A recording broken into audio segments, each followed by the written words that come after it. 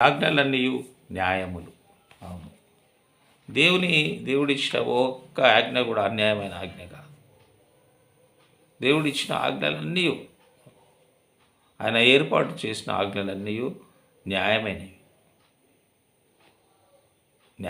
ఆజ్ఞలే.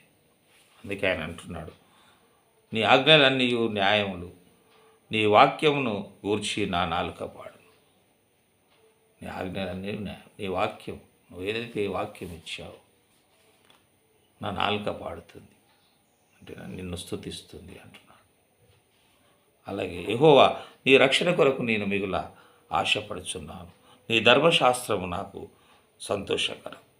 చూడండి, ఆయన ఆశ, రక్షణ కొరకు నేను మిగులు ఆశపడుతున్నాను. దేవుడిచ్చే రక్షణ కొరకు మనం ఆశపడేవారు. రక్షణ అనేది ఒక భాగ్యం. రక్షణలో ఆనందం ఉంది, రక్షణలో సంతోషం ఉంది. మనం రక్షింపబడడం చాలా ఆనందించేవారిగా ఉంటాం. రక్షణ కొరకు ఆయన ఆశపడుతున్నాడు. ఎందుకంటే రక్షణలో ఎంతో సంతోషం. నువ్వు రక్షింపబడినప్పుడు, నువ్వు విడుదలైనప్పుడు నువ్వు ఎంత ఆనందిస్తావు. చూడండి, మరి సెంట్రల్ జైలు నుంచి బయటకు రాగానే ఇక వారికి చెప్పలేనంత ఆనందం, విడుదల కలిగిందని ఆనందం, సంతోషం. వారిని ఆహ్వానించేవారు, వారికి దండలు వేసి ఆహ్వానిస్తుంటారు. వారిలో గొప్ప సంతోషం, ఆనందం. అది రక్షణ, విడుదల. అంటే మనకు పాపం నుంచి విడుదల, మన వ్యసనం నుంచి విడుదల, మన దుఃఖం నుంచి విడుదల, మన కష్టాల నుంచి విడుదల. ఎంత రక్షణ! కానీ పాపం నుంచి విడుదల గొప్ప రక్షణ. పాప క్రియల నుంచి విడుదల గొప్ప రక్షణ. శత్రువు నుంచి విడుదల గొప్ప రక్షణ. మరి ఒక ఊబిలో నుంచి మనం బయటకు వచ్చినప్పుడు చాలా సంతోషిస్తుంటాం. దానిలో నుంచి మనం బయటకు వచ్చాం కదా.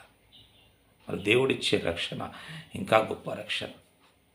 అది దేవుని అంతే నేను ఉంచే విధంగా ఉంటే ఆ రక్షణ పొందడం చాలా భాగ్యం. అందుకే అంటున్నాడు, యెహోవా, నీ రక్షణ కొరకు నేను మిగులు ఆశపడుతున్నాను. నీ రక్షణ కావాలి, నన్ను రక్షించు దేవా. నేను చాలా ఆశతో ఉన్నాను. నీ ధర్మశాస్త్రము సంతోషకరం, నీ ధర్మశాస్త్రము నాకు సంతోషకరం. ఆయన ఎల్లప్పుడూ ధర్మశాస్త్రాన్ని చదివేవాడిగానే ఉన్నాడు దావీదు భక్తుడు. ధర్మశాస్త్రం మనకు మేలు చేసేదే, కానీ ధర్మశాస్త్రం వల్ల మనం నష్టపో. చాలా నెగ్లెక్ట్ చేస్తుంటాము మరి పరిశుద్ధ గ్రంథం చదవడానికి. సమయాన్ని మనం పరిశుద్ధ గ్రంథానికి చాలా తక్కువగా ఇస్తుంటాం. కానీ భక్తుడు అంటున్నాడు, నీ ధర్మశాస్త్రం నాకు సంతోషకరం, నాకు దాంట్లోనే హ్యాపీనెస్ ఉంది.